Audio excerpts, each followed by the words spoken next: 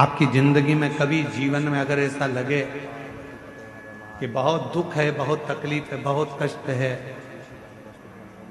एक बेलपत्र अपने हाथ में रखो, उल्टे हाथ में, सीधे हाथ से उस बेलपत्र पर अपना हाथ रखिए,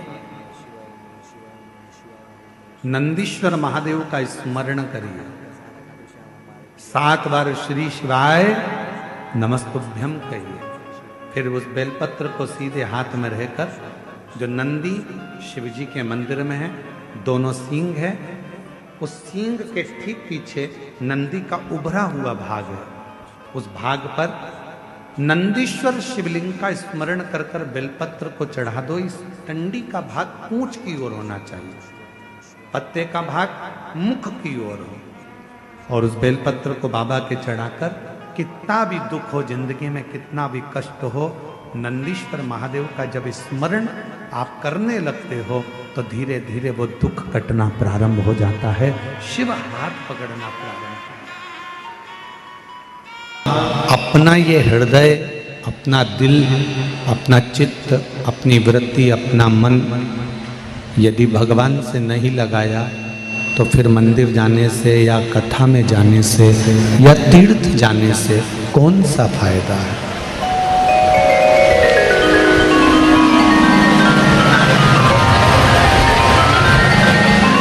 अब ये इतनी सारी वायरिंग, डोरियां फैलाई गई, लाइट जलाने के लिए, पंखा जलाने के लिए, हेलोजन जलाने के लिए, माइक जलाने के लिए, इतनी सारी वायरिंग, ये टीवियाँ, एलसीडियाँ चलाने के लिए, कूलर पंखे चलाने के लिए, इतनी सारी डोरी वायरिंग फैलाई गई, खूब लंबी वहाँ तक वायरिंग करी गई, डोरी फैलाई गई, पर उस डोरी का कनेक्शन यदि प्लग से नहीं जोड़ेंगे तो इसमें करंट आएगा क्या? बोलो तो जम के नहीं आएगा। प्लग में ये वायर का कनेक्शन जोड़ा तो करंट आना चालू हुआ, करंट आया, पंखे चले, लाइट चली, माइक चला, कूलर चले। जब उसमें फैला रहा तो बहुत फैला लिया, डोरी भी बहुत लंबी डाल ली, बहुत लंबा लेकर चले गए कनेक्शन को, पर वो कनेक्शन को प्लग से नहीं जोड़ा तो वायरिंग फैलाने से कोई फायदा नहीं है।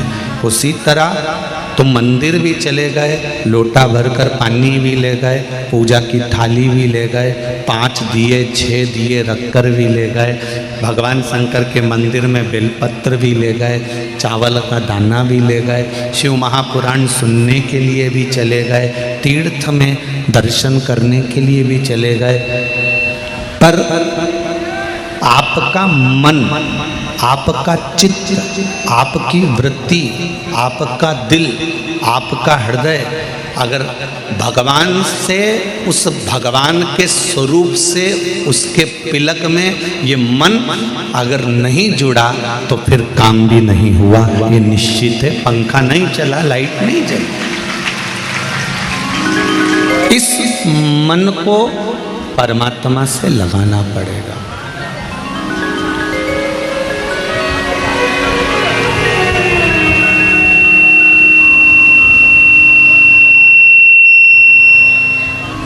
इस मन को भगवान से जोड़ना पड़ेगा।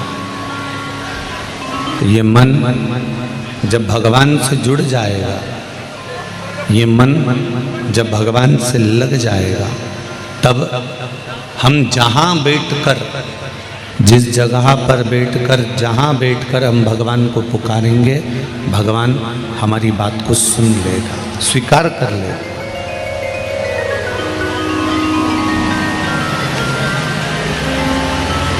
शंभु शरणे पड़े मांगूं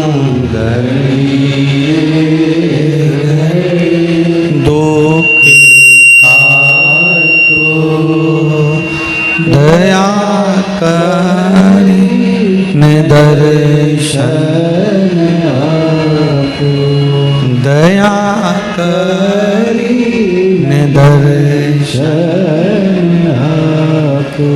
आप जहाँ बैठेंगे, जहाँ भगवान को पुकारेंगे, जिस जगह पर बैठकर, बेस कम कर दो, जिस जगह पर बैठकर हम परमात्मा को पुकारेंगे, जिस जगह पर बैठकर हम भगवान को पुकारने का कर्म करेंगे, फिर भगवान सुन लेगा,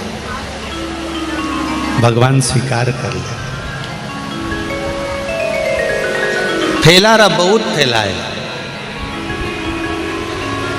मंदिर तक भी पहुंच गए, कथा तक भी पहुंच गए, पर दिल भी तो लगना चाहिए, पिलग में वायर भी तो जुड़ना चाहिए।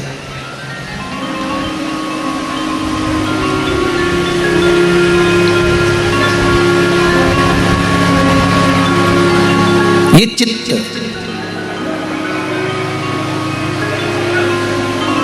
एक बात बहुत ध्यान से सुनना। कई लोग कहते हैं गुरुजी हमारा बहुत कठिन समय चल रहा है, बहुत दुख का समय चल रहा है, बहुत तकलीफ का समय चल रहा है। गुरुजी हमारा बहुत कठिन समय चल रहा है, बहुत दुख का समय, बहुत कठिन समय।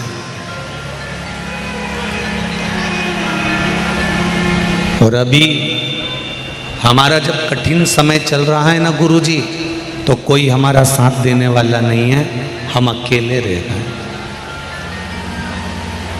हम अकेले।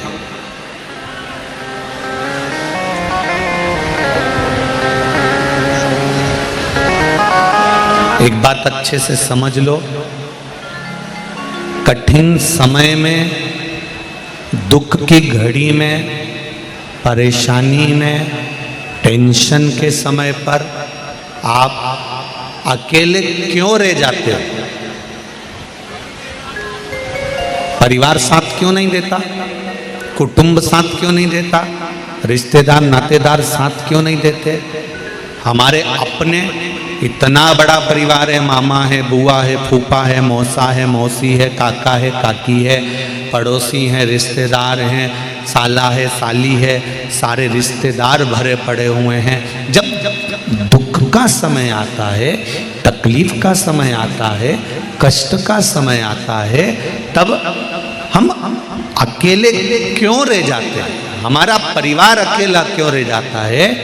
क्योंकि भगवान चाहता है कि दुख के समय में तू अकेला जितना टूटेगा, जितना कष्ट झेलेगा, आने वाले समय में तू उतना बलवान बनता चले जाएगा, उतना प्रबल बनता चले जाएगा।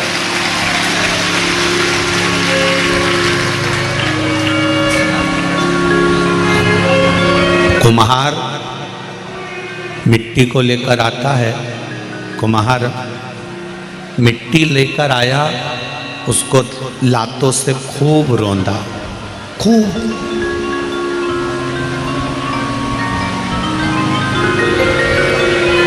कुम्हार ने मिट्टी को खूब लातों से रौंदा, खूब मसला, खूब मला, खूब छाना, खूब पानी मिलाया, पाँव से रोनता रहा, रोनता रहा, रोनता रहा।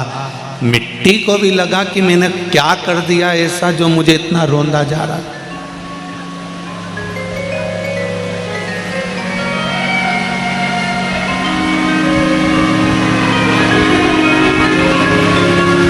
ऐसा मैंने करा क्या? कुम्हार मिट्टी से कहता है कि तू घबराना नहीं, मैं तुझे खोद कर लेकर आया हूँ, तुझे पटक कर रखा है, पानी डालकर गला दिया, पाँवों से तुझे कूच दिया, बहुत मला गया है मिट्टी, तू घबराना मती, तू रोना मती। आज जितना तुझे दुख दिया जा रहा है, आज तुझे जितना तकलीफ दिया जा रहा है, आज तुझे जितना कष्ट दिया जा रहा है, उस कष्ट को तो परमात्मा का नाम लेकर सहती रहना। अगर तूने सह लिया तो चिंता मत करना, मैं मिट्टी का बर्तन बनाकर तेरी इस मिट्टी की कोई कीमत नहीं है, पर मैं इसका बर्तन बनाकर 100 रुपए में इस कीमत लगाकर बेच सकता हूं। अगर तूने दुख सह लिया तो तुझे मैं कीमती बना सकता हूं। परमात्मा भी यही कहता है, हमारा भगवान भी यही कहता है कि संसार में आए हो, मृत्यु लोक में आए हो, 2 कारणों से मनुष्य की देह मिलती है। एक कष्ट को भोगने के लिए, जो पूर्व में कर्म किया उस कर्म को भोगने के लिए, और दूसरा भगवान का भजन करने के लिए। दूसरा भगवान का भजन। मत बुरे कर्म कर बंदे, वरना पछताएगा। भगवान की आँखों से तू बच नहीं पाएगा। शंभू शंभू देश कम कर दे बाबू। बच नहीं पाएगा। अरे ओ अज्ञानी मत करना दानी, तेरे कर्म का फल भी तू ही पाएगा। जैसा किया तूने तेरे आगे आएगा। मत बुरे कर्म कर बंदे, मत बुरे कर्म कर बंदे, वरना पछताएगा। भगवान की आँखों से तू बच नहीं पाएगा। तो बच नहीं पाएगा। महाराज, हमारे कर्म को हमको भोगना है, हमारे दुख को हमको भोगना है, हमारे कष्ट को हमको भोगना है। जितना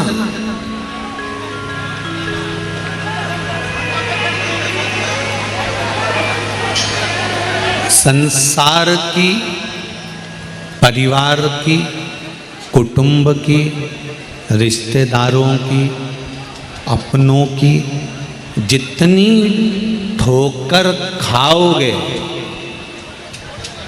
उतना ही परमात्मा के अपने बनते चले जाओगे, क्योंकि पहले परमात्मा सब दूर से छुड़ा देता।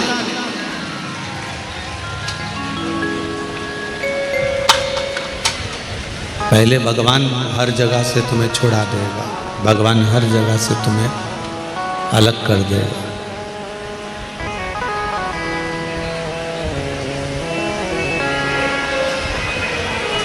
पहले परमात्मा आपको परिवार से, कुटुंब से, नातों से, रिश्तों से, ये बंद पड़े हैं क्या डब्बे सारे? परमात्मा सारे रिश्तेदारों से, कुटुंब से, कबीले से, परिवार से, नातों से, सबसे पहले हमको दूर करता,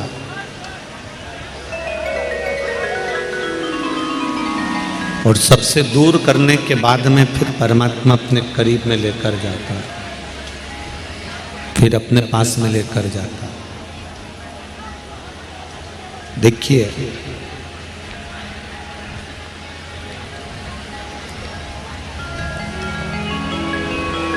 संसार बंधन में बांध रहा है और भगवान बंधन से मुक्त कर रहा है। संसार बंधन में बांधने का प्रयास कर रहा है और भगवान बंधन से मुक्त करने का प्रयास कर रहा है। जब माता के गर्भ में आए तो गर्भ में बंधे हुए थे,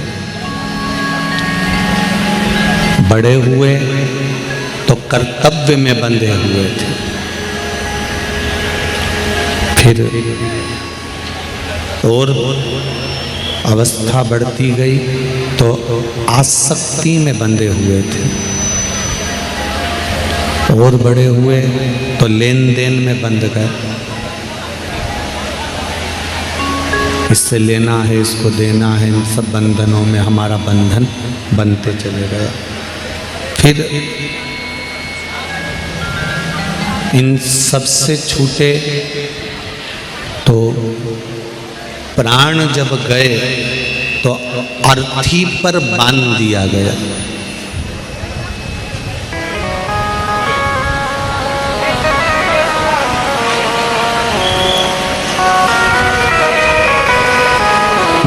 माता के गर्भ से जो बंधन चालू हुआ है, माता के गर्भ से जो बंधना चालू हुए, तो मरते दम तक आखिरी के समय तक भी अर्थी पर भी बांध कर भेजा गया है कि तुम बंधन से मुक्त नहीं हुए।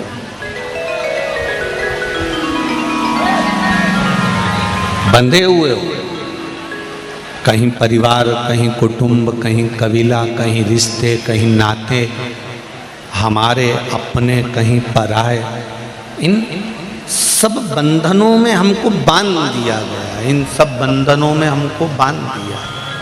ये सारे बंधन हमारे बंधे हुए हैं। और इन बंधनों में बंधे रहने के साथ शिव महापुराण की कथा कहती है, भगवान की कथा कहती है, ये सब बंधन अपनी जगह पर बंधे हुए हैं, परंतु इन बंधनों से मुक्त होते जाने का एक कार्य है, और वो है श्री शिवाय नमस्तुभ्यं। श्री शिवाय नमस्तुभ्यं। श्री शिवाय नमस्तुभ्यं। इन बंधनों से मुक्त होने के लिए पंचाक्षर मंत्र है, नमः शिवाय, ओम नमः शिवाय, नमः शिवाय, ओम नमः शिवाय। इन बंधनों से मुक्त होने के लिए पंचाक्षर मंत्र है, इन बंधनों से मुक्त होने के लिए षडाक्षर मंत्र है, ओम नमः शिवाय। इन बंधनों से मुक्त होने के लिए श्री शिवाय नमस्तुभ्यम है। इन बंधनों से मुक्त होने के लिए राम नाम है, इन बंधनों से मुक्त होने के लिए कृष्ण नाम है, इन बंधनों से मुक्त होने के लिए द्वादश अक्षर ओम नमो भगवते वासुदेवाय है। इन बंधनों से मुक्त होने के लिए परमात्मा का नाम है।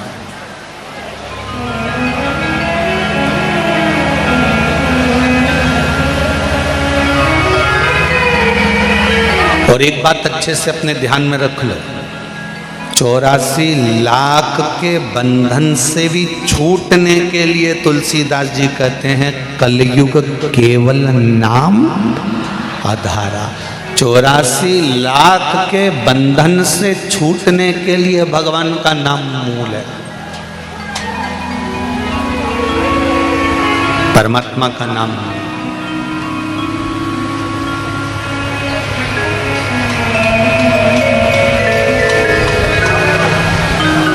बस थोड़ा दिल लगाना पड़ेगा, थोड़ा मन लगाना पड़ेगा। परिवार में रहकर मीराबाई ने कोई वानप्रस्थ लिया था। मीराबाई किसी जंगल में गई थी, मीराबाई ने कोई झोपड़ी बनाकर रहना चालू करा था, मीराबाई ने कोई अपने परिवार को छोड़ दिया था। ना मीराबाई ने परिवार छोड़ा था, ना संत नामदेव जी ने परिवार छोड़ा था, ना रामकृष्ण परमहंस जी ने परिवार छोड़ा था, ना तुकाराम जी ने परिवार छोड़ा था।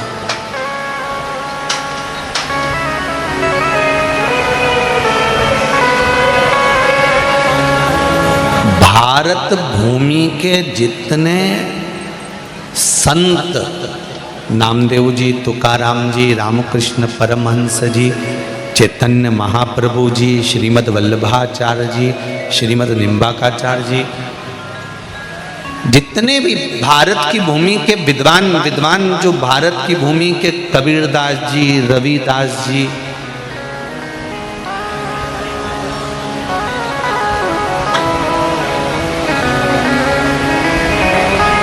सूरदास जी, कुंभन दास जी, भारत की भूमि के जितने विद्वान संत हुए, इन संतों का चरित्र उठाकर पढ़ना, इन्होंने अपने परिवार को नहीं छोड़ा था परिवार को।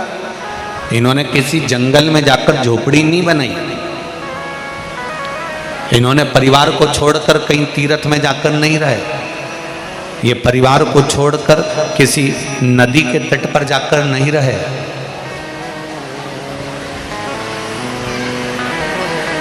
परिवार के साथ रहकर भगवान की भक्ति में डूबे रहे। सबसे बड़ा आश्रम होता है गृहस्थ आश्रम। कौन सा आश्रम है?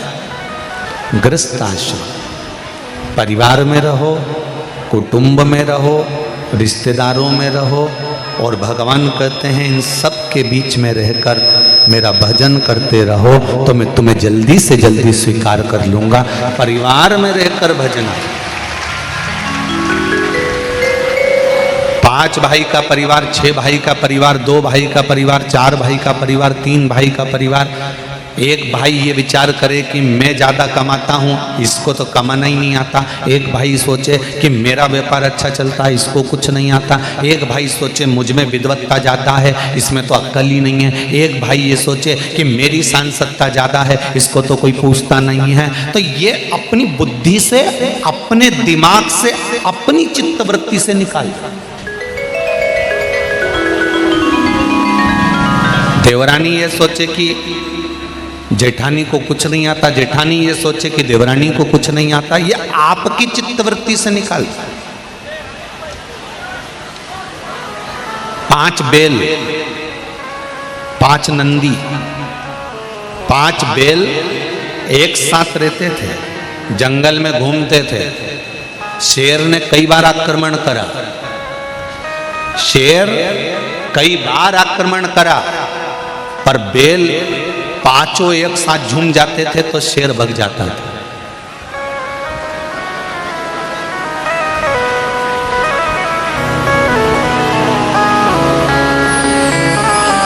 और जब शेर ने सोचा कि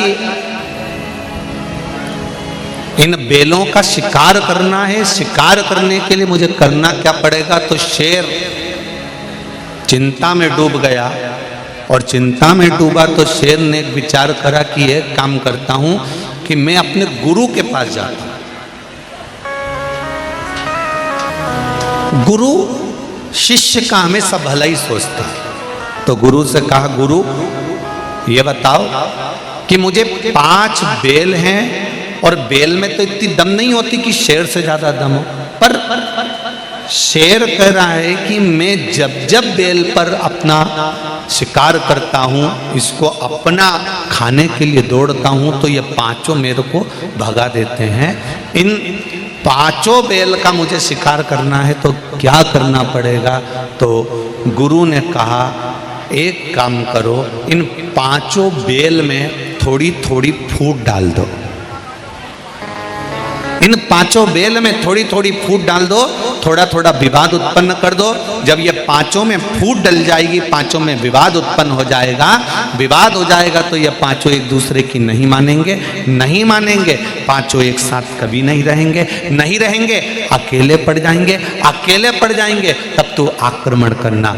शेर ने वही करा, 5 बेलों में फूट डाल दी और 5 बेल अलग अलग हो गए। शेर ने पहले एक का शिकार करा तो चारों ने विचार करा अपने को क्या करना। शेर ने दूसरे का शिकार करा, तीनों ने सोचा अपने को क्या करना। शेर ने तीसरे का शिकार करा, शेर ने चौथे का शिकार करा, और शेर ने जब 5वें का शिकार करा तो 5वें बेल जब शेर के सामने आया और शेर ने कहा कि अब तू नहीं बच पाएगा। बेल कहता है, मैं जानता हूं कि मैं नहीं बच पाऊंगा, क्योंकि गलती मेरी थी। मैंने ये सोच लिया था कि मैं ही सब कुछ कर रहा हूं, तो मैंने चारों को गिनना बंद कर दिया था और फूट पड़ गई थी। अगर हम एक साथ रहते तो शेर तेरी तो हिम्मत नहीं थी कि तू हमें बख्शा।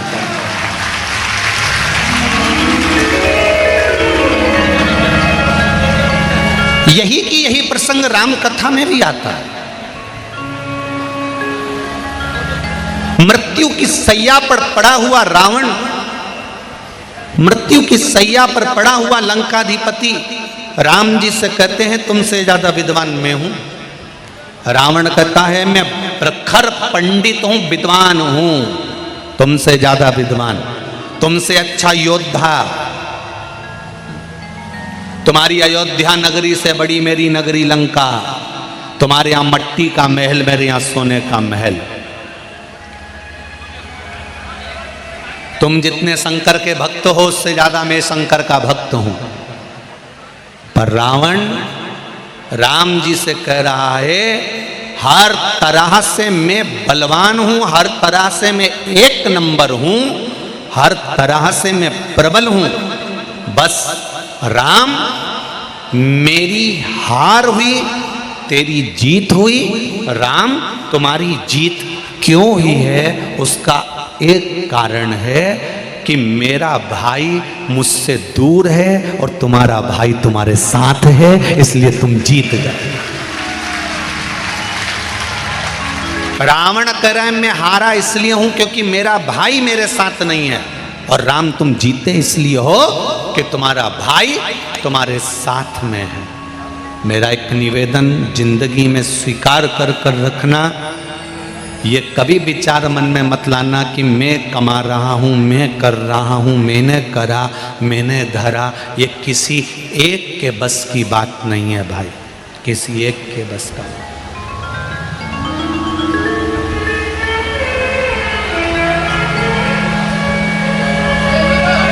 किसी एक के बस का ये भाव नहीं। लाखों लोग भाटापारा में आए हैं, आप जरा बाहर पांव रख के तो देखो। पैदल चलने के लिए कथा स्थल से 6 किलोमीटर इधर चले जाओ, 6, 7, 8 किलोमीटर इधर चले जाओ, पैदल चलने के लिए भी पांव रखने की जगह नहीं है। इतने लोग इस भाटापारा की भूमि पर आए हैं, जरा विचार। ये किसी एक की सामर्थ्यता नहीं है। शर्मा परिवार ये ना सोचे कि मैं कर रहा हूं या मेरी सामर्थ्यता के अनुसार या मैंने व्यवस्था करी है। यह अंदाजा निकाल दो, और तुम भी ये अंदाजा निकाल दो कि तुम कथा सुनने के लिए आए हो। और प्रदीप मिश्रा पंडित जी भी अंदाजा निकाल दे कि प्रदीप मिश्रा कथा कर रहा है, कथा शंकर कर रहा है, शंकर करा रहा है और शंकर सुन रहा है। किसी की सामर्थ्यता नहीं, किसी की सामर्थ्यता नहीं जो शिव कथा बाच दे, शिव कथा सुन ले और शिव कथा करवा ले। ये सामर्थ्यता नहीं है हमारी। ये तो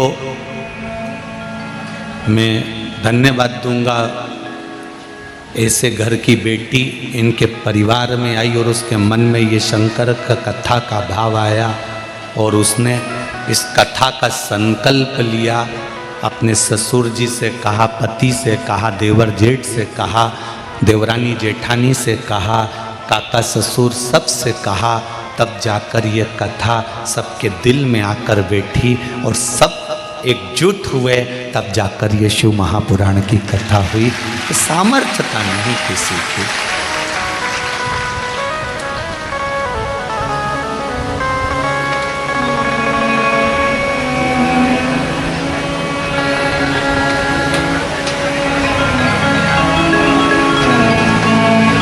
किसकी सामर्थ्य? किसी का बल नहीं है। अभी ये कथा तो कल विराम हो जाएगी। 15 अगस्त से 21 अगस्त तक महाराष्ट्र के परली बैजनाथ में दोपहर में 1 बजे से 4 बजे तक शिव महापुराण चालू हो जाएगी। परली बैजनाथ भगवान शिव का धाम। छत्तीसगढ़ वालों को ये कथा मिली थी, अब महाराष्ट्र वालों को मिली। और कितना परली बैजनाथ में भी कथा की तैयारियां अपार चल रही है। सोमानी जी हमको फ़ोन लगाकर बोले, आशीष जी को बोले बहुत तैयारी चल रही है, बहुत हमने खूब व्यवस्था करी है। तो हमने आशीष से कहा, आशीष एक फ़ोन सोमानी जी को भी लगाकर कह दो कि अब तो कह दिया कि हमने बहुत व्यवस्था करी है, अब मत कहना, अब ये कहना व्यवस्था बाबा ने करी है, तुम्हारी सामर्थ्य का नहीं।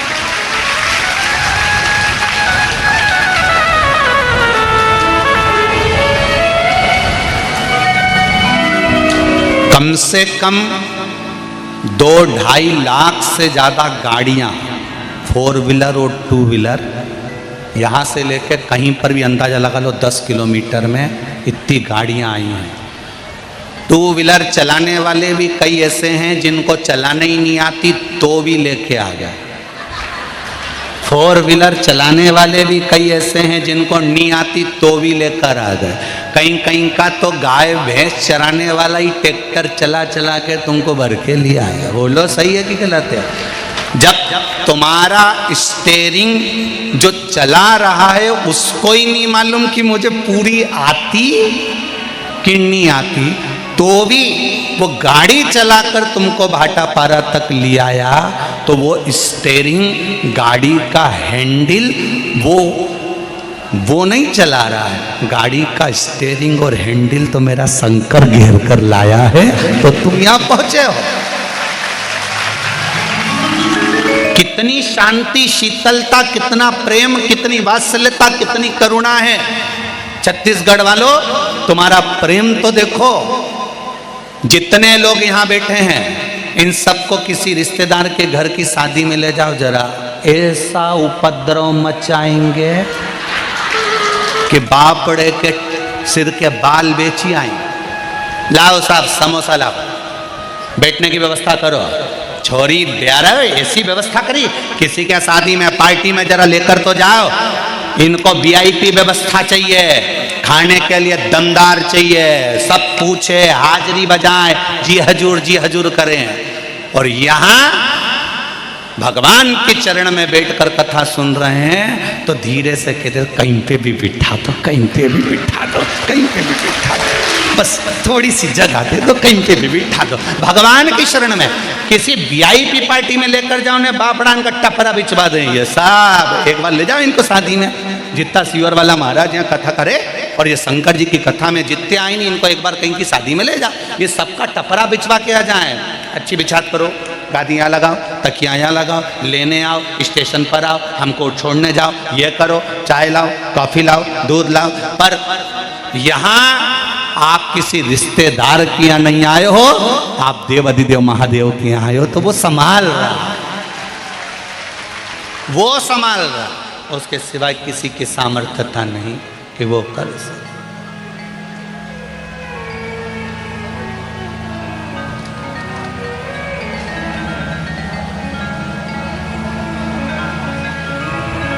पूरे स्टेशन पर भारी भीड़, संभाल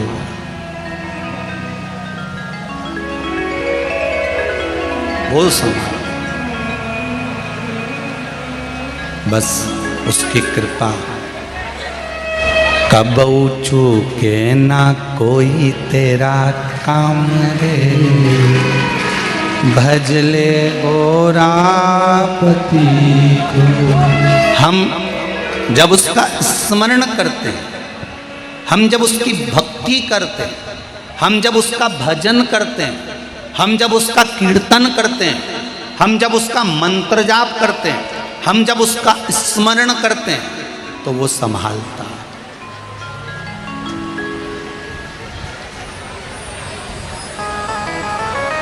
परली बैजनाथ में 15 अगस्त से कथा आएगी दोपहर में 1 बजे से 4 बजे तक।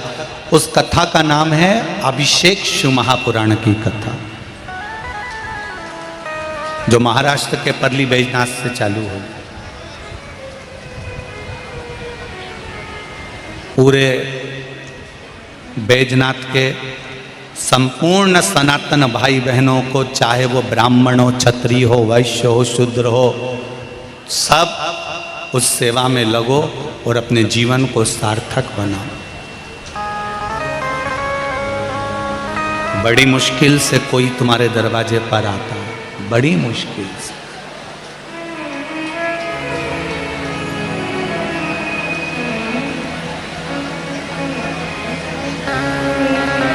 जब शर्मा जी का ड्राइवर सारथी हमको लेकर यहाँ आता है तो हम उनसे कहते हैं, बाबू गाड़ी जरा हौले हाले हाँकना हो, धीरे धीरे चलाना, आराम से चलाना हो, बिल्कुल धीरे धीरे। कहे गुरुजी मेरे को अच्छे से चलाना आती है। हमने कहा बाबू गाड़ी तो चलाना आती है, पर धीरे चलाने का इसलिए कह रहे हैं कि इतने भक्त सब दूर दूर रहते हैं शिव कथा में। महाराज तो व्यासपीठ पे बैठ जाता है, बाकी के लोगों को तो चेहरा भी नहीं दिखता होगा। कम से कम गाड़ी चलाने के माध्यम से लोग भगवान का भजन तो करते जाएंगे। आप धीरे हाथ हो गए रास्ते। जीजियों, बहुत आप लोगों को देखकर खुशी भी होती है और दुख भी होता है। इतने से बच्चों को लेकर 5-5, 6-6 किलोमीटर दूर गाड़ियां रोक देना और वहां से पैदल चलकर आना, चले जाना। कोई तुमको ना धन दे रहा है, ना कोई तुमको दौलत दे रहा है, ना कोई तुम्हारे लिए VIP ट्रीटमेंट कर रहा है, परंतु आपका विश्वास जो शंकर भगवान पर है, ये निश्चित इस व्यासपीठ से कहता हूँ कि दुनिया का व्यक्ति कोई तुमको नहीं देगा, और तुम जितने कदम चलकर शिव की भक्ति में गए हो वो छप्पर फाड़ कर देगा, ये निश्चित है। कौन क्या देगा, किसकी सामर्थ्यता है कोई कुछ दे दे। तेरी कृपा बिना न हिले एक भी अणु, लेते हैं श्वास तेरी कृपा से तनु तनु। हे गंगाधार मुक्ति द्वार ओमकार तू, आयो शरण तिहारी शंभु तार तार। एक पत्र आया, उस पत्र को देखिए जरा।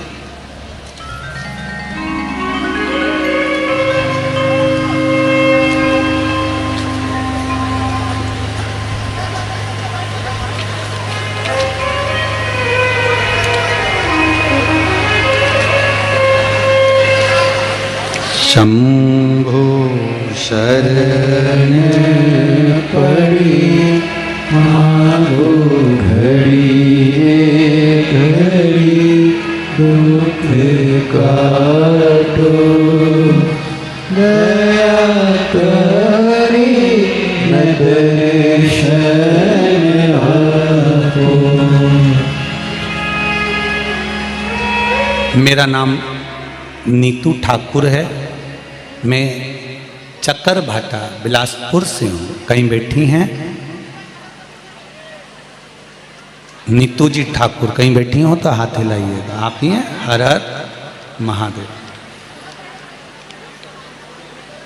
मेरे माता पिता दोनों नहीं हैं, हम लोग 2 भाई 2 बहन हैं। दोनों बहनों की शादी हो चुकी थी गुरुजी। माँ बाप के जाने के बाद हम लोग बेसहारा से हो गए। भाई की शादी को लेकर हम दोनों बहनों में बहुत परेशानी थी, टेंशन था। 10 से 12 साल से लड़की ढूंढ रहे थे। हर किसी रिश्तेदारों से, जान पहचान वालों से भी कहा कि शादी करना है, कोई छोरी बताओ। हम लोग आज छोड़ चुके थे कि भाई की शादी अब होगी। बहुत दुख होता था कि पिता का वंश आगे नहीं बढ़ रहा है, कैसे क्या करें।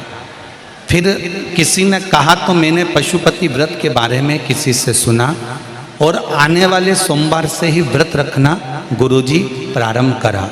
भोलेनाथ की कृपा देखिए गुरुदेव, मैं केवल बाबा को दंडवत करने आई हूँ कि मेरा एक सोमवार का व्रत अभी गया है और दूसरा सोमवार का व्रत जब आया और दूसरे दिन मंगलवार था, दिन मंगलवार को ही बाबा ने ऐसी कृपा कर दी, एक लड़की वाले आए और संबंध पक्का कर कर चले गए। शिव कृपा। बैठिए बहन, हर हर महादेव। एक पत्र और देखिए,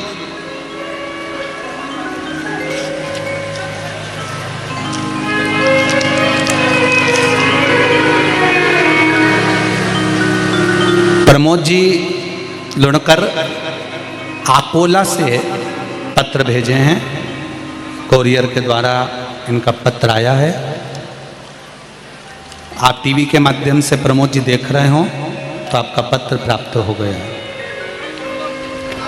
मैं प्रमोद जी लुणाकर, महिवर खेड़ा, जिला ओकाल, अकोला, महाराष्ट्र में मेरा पूरा परिवार कथा सुनता है। मेरे परिवार में 2 बेटे व 2 बेटियां हैं और माँ हैं।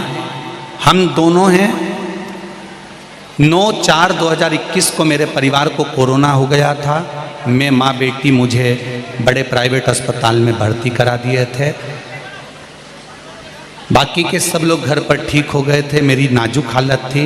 बाबा की भक्ति के कारण, श्री शिवाय नमस्तुभ्यम के कारण मैं ठीक हो गया हूँ। भगवान का सहारा है गुरुदेव। आपके बताए अनुकूल हमने शिव महापुराण की कथा सुनना और जल चढ़ाना शुरू किया। तब से हमारे दिन बदलना शुरू हो गए गुरुदेव। मेरा बेटा बेकार था, उसने कुछ नहीं करता था, बड़ा दुखी रहता था। पशुपति नाथ का व्रत किया, उसकी किस्मत का दरवाजा शिवजी ने खोल दिया। अभी वह अहमदाबाद में वर्कशॉप चला रहा है और उसको 1 मिनट की फुर्सत नहीं मिलती, इतना बाबा ने हाथ पकड़ रखा है। भोले बाबा कुबेर भंडारी की कृपा देखिए गुरुदेव। मुझे 2 बेटियां हैं और एक ग्रेजुएट होकर ड्रेस डिजाइनर का कोर्स कर रही है, दूसरी भी मेरी बेटी पढ़ रही है। बाबा की कृपा से बहुत दुखी थे, खाने के भी लाले पड़े हुए थे, पर बाबा ने जब से हाथ पकड़ा है तब से छोड़ा नहीं, शिव जी ने संभाल लिया। ये शिव है। एक पत्र और देख लीजिए,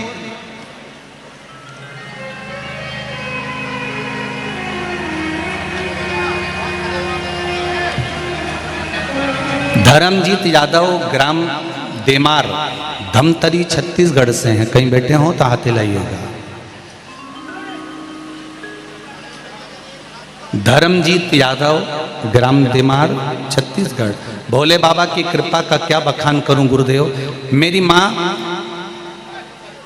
के सीने के अंदर बचपन से एक गांठ था, जो बैसाख के महीने से शिवलिंग में 1 लोटा जल चढ़ाकर उस जल को पीना शुरू किया और 1 बेलपत्र शिवलिंग पर चढ़ाकर खाना शुरू किया। 3 माह में सीने की जो गांठ थी वो ठीक हो गई है। शिव पुराण में सुनी थी, भगवान में चढ़ा हुआ बेलपत्र भगवान से मांगकर संजीवनी बूटी की तरह लीजिए, शरीर के रोगों को दूर करता है गुरुदेव। मेरे माँ के सीने में जो गांठ थी, डॉक्टर उसको दूसरी गठान बता रहे थे, पर आज वो गांठ समाप्त हो गई, गांठ नहीं बची। ये शिव है। तेरी कृपा बिना न हिले एक भी अणु, लेते हैं सांस तेरी कृपा से तनो तनो। एक पत्र और देख लीजिए, बड़ा सुंदर। नेहा साहू, माता का नाम है, पिता का नाम है तिलवेश्वर साहू, पुत्री का नाम है टीसा साहू। आपकी शिष्या कहीं बैठी हो तो हाथ हिलाइएगा। मैं नेहा साहू, चिकलीपारा, जिला राजनांदगांव से हूँ। मेरी बेटी 2 महीने की थी, तब उसके गले में गांठ हो गया था। तब डॉक्टरों ने ऑपरेशन करने का कहा। ऑपरेशन के कुछ साल बाद फिर उसी जगह पर एक गांठ हो गया। तब मैंने होम्योपैथिक दवाई करना प्रारंभ करा, आराम नहीं लगा। परंतु गांठ ठीक नहीं हुआ। तब मेरी मौसी ने शिव पुराण कथा के